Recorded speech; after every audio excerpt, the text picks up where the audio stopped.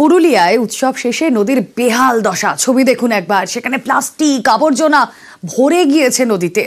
নদী চরেও একই অবস্থা, নোংরায় নাভিশ্বাস।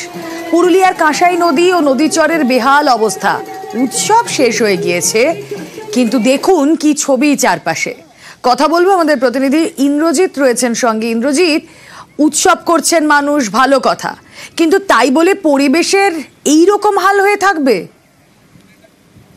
দেখো রুমেলা, প্রথমেই বলে রাখি যে যখনই উৎসব হয় পুরুলিয়াতে, বিশেষ করে লোকাল ফেস্টিভ্যাল, টুসু, ভাদু, মকর বা পিকনিকের ক্ষেত্রে আমরা দেখে থাকি যে কাঁসাই নদী মূল আকর্ষণ হয়ে থাকে সাধারণ মানুষ বা উৎসব প্রেমী মানুষদের।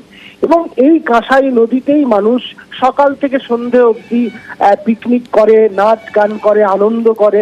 উৎসবের দিনগুলোতে এই নদীর ধারেই বা নদীতেই বালির চরে কাটায়, এবং তার ফলে নদীতে ফেলে আসা প্লাস্টিক, মদের বোতল এবং বিভিন্ন সামগ্রীতে নদীর অবস্থা খুবই শোচনীয়। নদী একেবারে বেহাল দশা।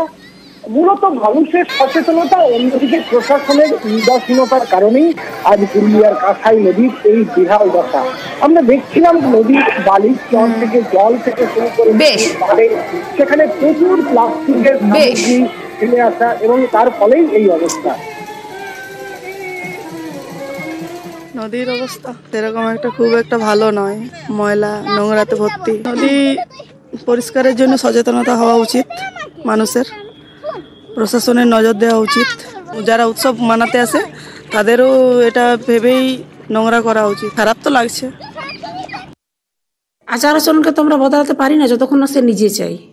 একটা পরিবেশকে চেঞ্জ করার জন্য এবং প্রথম ভাবতে হবে আমাদের নিজস্ব পরিবার, সেটা মানে আমার ফ্যামিলি বা আমার নিজস্ব বাড়ি ভেবে যদি কাজ করা যায়, তাহলে অবশ্যই নদীর পার কেন যে কোনো জায়গা আমরা দূষণমুক্ত এবং পরিষ্কার পরিচ্ছন্ন রাখতে পারি। সেটা এলাকার যারা বাসিন্দা তাদেরকে আগে সচেতন হতে হবে, এই ভাবনা চিন্তাটা আছে। এবং আমরা প্রত্যেকটা মেলার আগে আমরা কিন্তু সেই মেলা প্রাঙ্গণে যাতে পরিষ্কার পরিচ্ছন্ন থাকে, প্লাস্টিক মুক্ত থাকে এবং অন্যান্য যাতে জল দূষণ না হয় এবং এলাকাটা দূষণ না হয়, সেটা নিয়ে অবশ্যই আমরা পরিকল্পনা করছি।